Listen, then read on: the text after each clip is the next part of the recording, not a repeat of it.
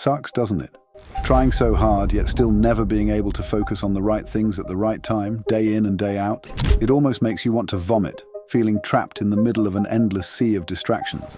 It's like being stuck in a never-ending game of whack-a-mole, right?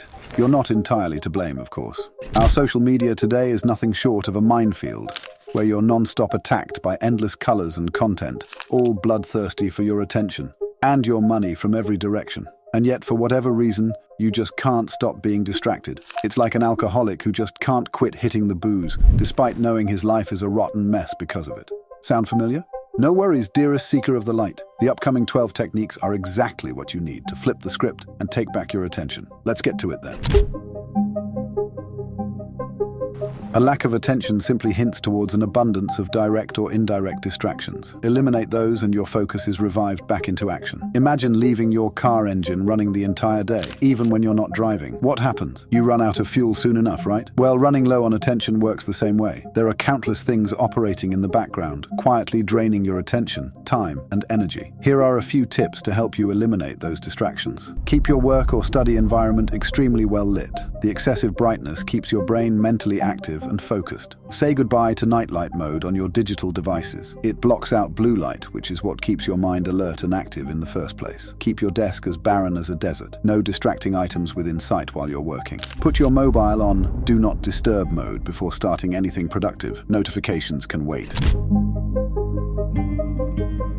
Those who spare no time for time are eventually screwed by time. If you show your middle finger to a friend, what does he do? He flashes one back, doesn't he? Time works the same way, except it's nobody's friend, and the punishment is much crueler than just getting a middle finger in return when you mistreat it. To avoid an outcome where both your attention and your entire life are screwed over by time, furious at being wasted, you need to effectively organize your days. Use to-do lists, calendars, and other tools to manage your time wisely. Jugglers forever struggle with deadline trouble. If I threw a chair at you with force, would you die? Probably not, though you might get hurt. But what if I gently stabbed you with a knife? Despite using minimal force, you're still done for. Why? Because when your forces are divided, so is the impact. However, when you line up your ducks in a row, the best results occur. The message is clear, my friend. To climb higher on the ladder of attention, you must embrace monotasking and say, fuck you to multitasking. I get it. Multitasking sounds cool, almost making you feel as speedy as the Flash. But trust me, the end results are never as good when your attention is spread thin across multiple activities instead of focused on just one or two. It's better to do one task well with full focus than 7 tasks poorly with divided attention, right? The thing about meditation is you become more and more you. Do you ever feel like there's a bunch of chaotic devils debating, shouting, and cursing inside your skull? Needless to say, when there's chaos and a heckload of random junk thoughts creating a mess in your brain, there's no room left for attention and focus. Want to regain your calm and focus? One suggestion, one habit, one action: meditation. All of humanity's problems stem from man's inability to sit quietly in a room alone. Are you obsessed with remaining active every single minute of every single day, so much that boredom feels like a death sentence to you? Would you rather do something, anything at all, than face boredom head-on even when you sometimes should? If that's you, know this. Your desire to be entertained every moment of every waking hour is what's been screwing your life and your attention span. To wrestle back control, you must be willing to do what's devastatingly difficult for most people nowadays. You must do absolutely nothing. Just practice lying back and staring at the ceiling for about 5 to 10 minutes each day, and your attention percentages are bound to skyrocket after each session. Why? Because our mind is also an action addict, and it would rather work or study than lie comatose in a state of endless boredom. 3 things. That's all you need to do to minimize wasting your time on social media and start getting the proper bang for every buck of your attention. Unsubscribe and unfollow BS accounts that provide no productive value to your life. Screw Insta hotties, screw celebs, screw cricketers or footballers, and screw goddamn politicians. Subscribe ultra carefully, as if it's your first time kissing or losing your virginity. Follow only accounts and channels that provide actual value to your life and career. Boycott the For You feed. The algorithm there keeps suggesting trending trash content constantly. Instead, switch to the following feed as soon as you open any social media app.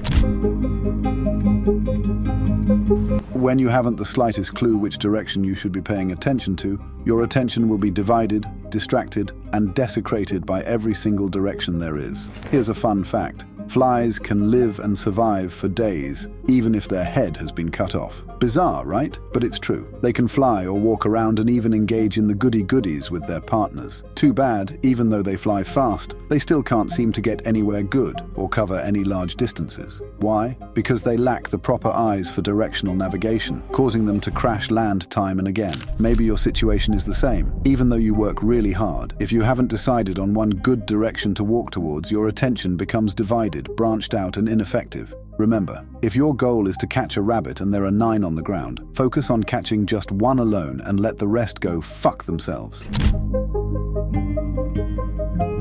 It is a shame for a person to grow old without seeing the beauty and strength of which their body is capable. Exercise triggers the release of endorphins in your body, which in turn boosts your focus and provides literally a million big or small benefits. It's about time you quit acting like a frickin' sloth, content with moving less than a muscle the entire day, and actually start exercising instead. The entire world says and believes it's good for you.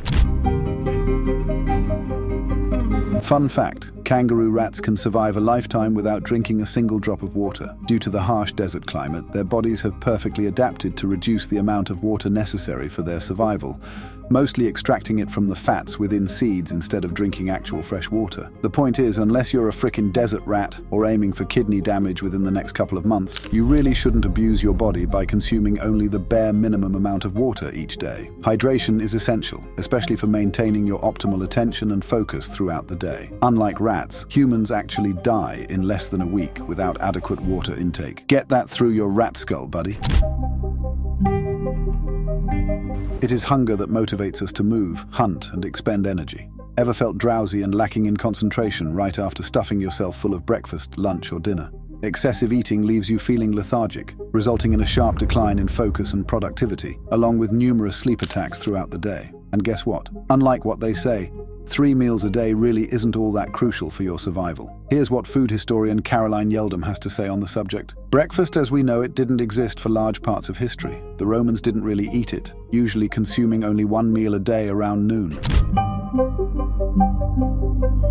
Develop a coffee addiction. It's fantastic. There's nothing bad about caffeine. I have 10 to 15 coffees a day every single day, and I will do so until the day I die. You heard him. It's time to switch your life to hyperactivity mode by pressing the 11th gear on caffeine.